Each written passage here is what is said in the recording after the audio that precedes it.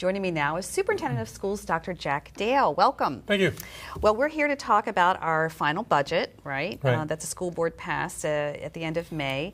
And in it, it included compensation increases for employees. And I know we were all anxiously waiting and wondering what the school board was going to do. And we have some good news, but it's complicated. Right? Yeah, this year especially because the legislature demanded that we begin a shift and have employees who are part of the Virginia Retirement System, VRS, must contribute to that, and we must increase their salary the same amount, and we must phase it in over no more than 5 years. Mm-hmm. And so what we're waiting for is to figure out which way the board wanted to go. So what they did decide to do was for next year, everybody's salary will go up at first 2% for the Virginia Retirement System and then be deducted 2%. Mm-hmm. The net is they're actually a little behind. Mm-hmm. And then we are also shifting our own local retirement system so that we pick up as an employer 1% more than we used to, and the employee pays less or 1% less. So that'll actually increase their take-home pay. And then in addition to all of that, the board granted a market scale adjustment of 1.25 or 1.25%. Mm-hmm. So about 80% of our employees will see about a 2.25% increase, mm-hmm. a little less. Mm-hmm. Overall. Yeah. And then another group of our employees, 20%, who are not part of all of this Virginia Retirement System. Mm-hmm. They're part of the county, mm-hmm. for which this didn't apply, but yet their salaries still go up. They'll be going up about 3.25%.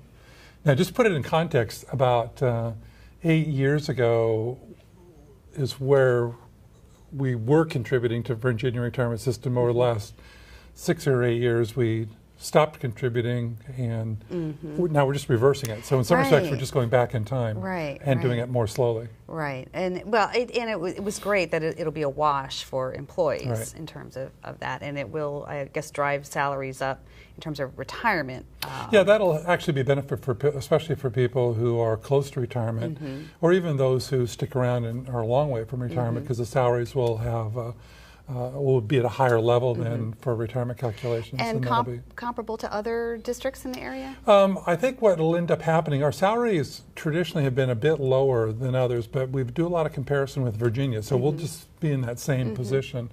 Where we will probably look a little better is when you look into the Maryland school systems, where they have already been contributing to their retirement program, and their salaries are a little bit higher, mm-hmm. but then their deductions. So, mm-hmm. Yeah, we'll probably look a little more comparable to the Maryland jurisdictions, and for Virginia, we'll be about in that same kind of stack, if you will. And we also, the school board passed a big chunk of change, $48 million to address our projected enrollment increase. Yeah, huge. We're growing next year, projected 4,000 more students, and it's been like 15,000 children over the last 5 or so years, which is a huge increase. Mm-hmm. And we're opening, as you know, 2 new schools, mm-hmm. and so because of that growth. So a lot of our resources had to be plowed into making sure our class sizes don't go up with the increased number of kids, mm-hmm.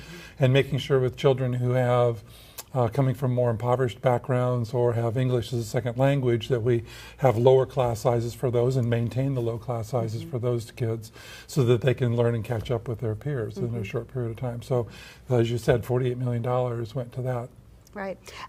Parents will be happy that their athletic fees will be eliminated. Yes, that was one thing that the board had wanted to do for some time, getting through the economic downturn. Mm-hmm. So the last fee structure that we have in place, that we put in place during the economic downturn, will be eliminated next year. So all the high school athletes will no longer have to pay $100 per sport. Yeah, or athletes' parents in my case. Well, yeah, the parents, exactly right. Yeah.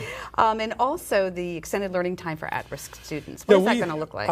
It's going to vary from school to school. We had already planned, initially had planned to do what we call a 2-week jumpstart program for virtually all of the schools. Occasionally schools will share with another school, and we have schools that are undergoing renovation, for which it's difficult to run a summer program because of the construction renovation, so those kids will be like at neighboring schools. But that was our initial plan, was to do about 2 weeks. Jumpstart meaning? Jumping the start on the school year. Like starting like in August? Yeah, late August, mm-hmm. and so 2 weeks before school would start.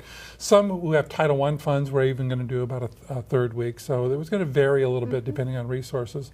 And the board basically then allocated about a 50% increase in the resources for extended time for kids mm-hmm. to be able to either add additional time in the summer, if we can now schedule that, or clearly additional intervention time for kids with teachers during the school year. And mm-hmm. they'll do that sometimes after schools. They've had Saturday schools and a variety of different opportunities for our own teachers to help the kids in their classroom or in their schools master the standards of learning in our program of studies. Yeah, great. So that's really good. Yeah, that is great. Because we had to cut a lot of that back during the economic downturn, and I think we're beginning to see a flattening of closing the gaps.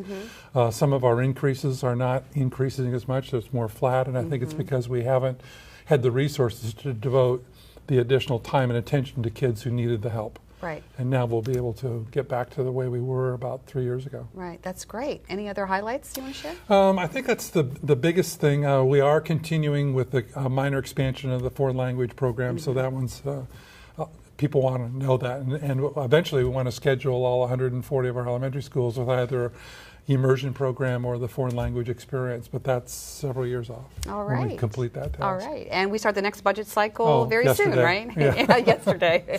Thank you. Yeah.